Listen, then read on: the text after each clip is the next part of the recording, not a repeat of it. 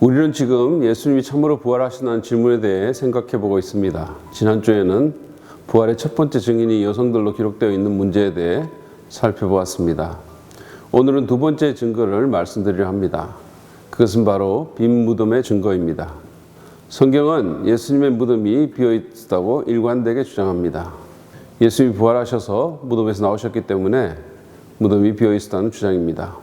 이것은 매우 독특한 주장입니다. 세계 4대 종교인 기독교, 불교, 이슬람교, 힌두교 가운데 오직 기독교만이 창시자의 무덤이 비어있다고 주장하죠. 문제는 과연 무덤이 비어있었냐는 것입니다. 이 부분에 대해 더 나아가기 전에 당시 유대인의 무덤에 대해 간단히 살펴볼 필요가 있습니다. 당시 유대인들의 무덤은 우리나라의 무덤처럼 땅을 파서 관을 넣고 흙으로 덮는 그런 무덤이 아니었습니다.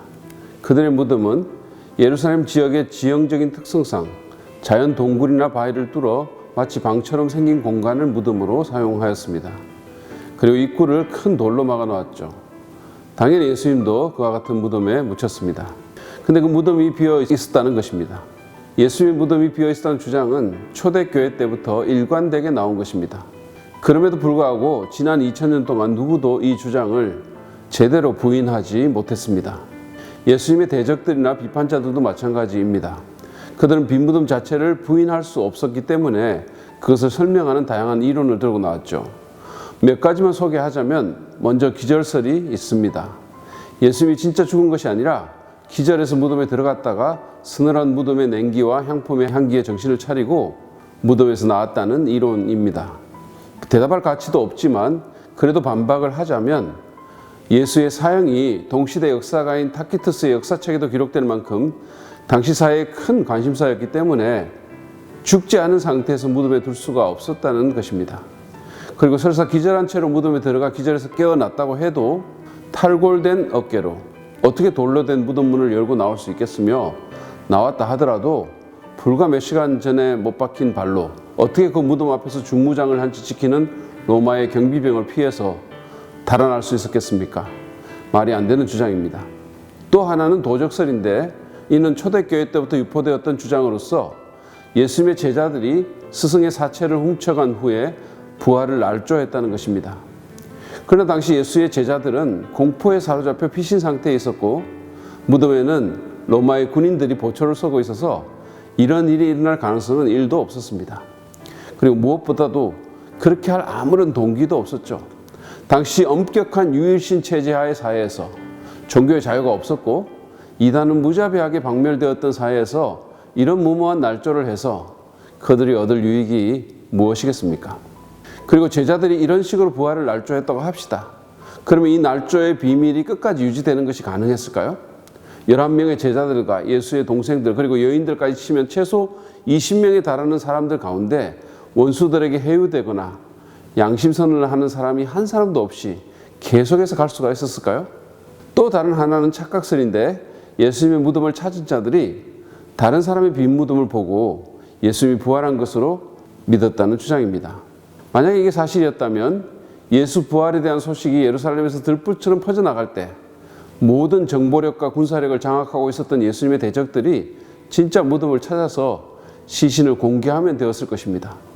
그러나 그런 일은 없었고 부활에 대한 소식은 점점 더 많은 사람들에게 퍼져나갔죠. 이런 상황에서 살아있는 예수님도 죽였던 권력자들이 왜 손을 넣고 가만히 바라보기만 했을까요?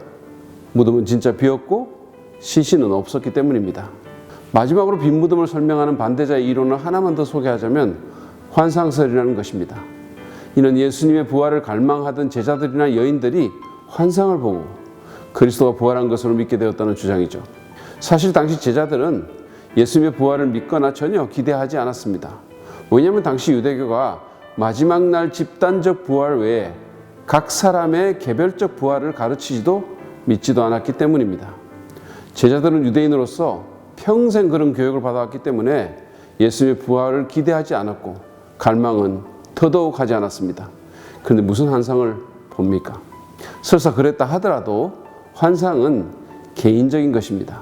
다시 말해서 환상은 본질상 한 번에 한 사람만이 볼 수 있다는 말이죠. 예수님의 부활은 동시에 최대 500여 명의 사람들에게 목격되었는데 이와 같은 집단적 목격은 절대로 환상이 아닙니다. 미국의 종교 철학자이자 역사가인 게리 허버마스가 지적한 것처럼 이 점이 환상설의 가장 큰 걸림돌입니다. 그러면 이제 긍정적인 증거들을 한번 살펴보도록 하죠. 무덤이 비어 있었음을 강력하게 지지해주는 한 가지 증거는 1세기 예루살렘에서 제자들의 전도가 시작되었다는 것입니다.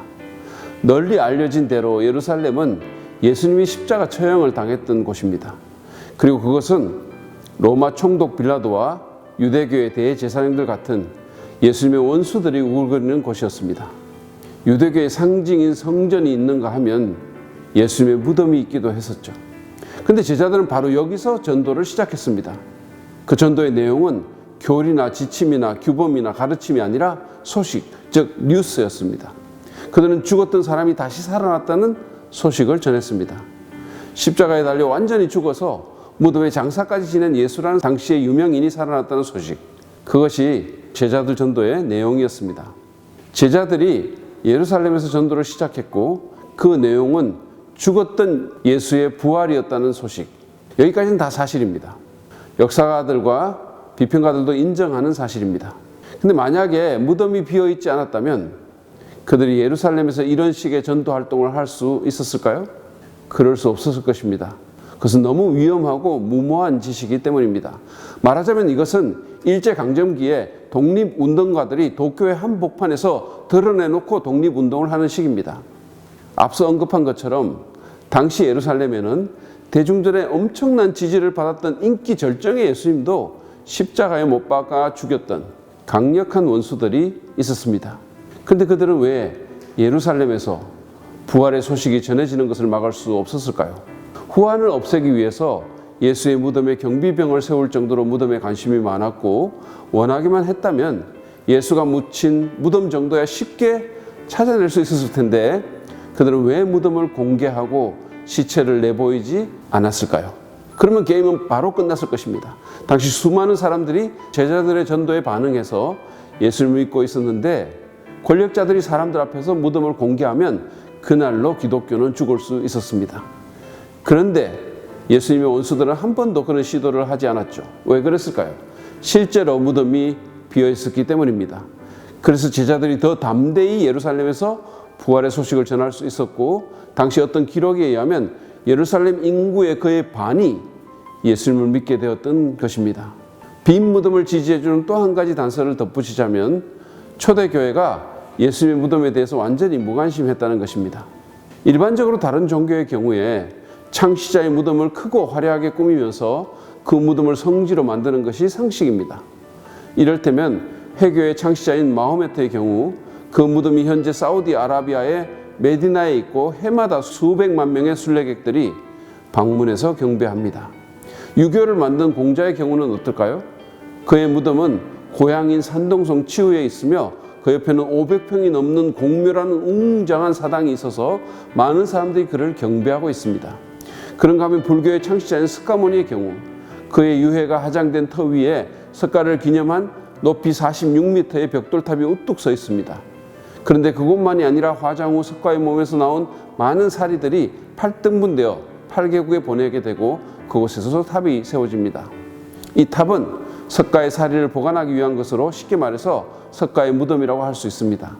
다시 말해 석가의 무덤은 인도뿐 아니라 여러 나라에 만들어졌다고 할 수 있겠는데 많은 신자들이 탑을 석가의 몸처럼 대하면서 부처를 경배합니다.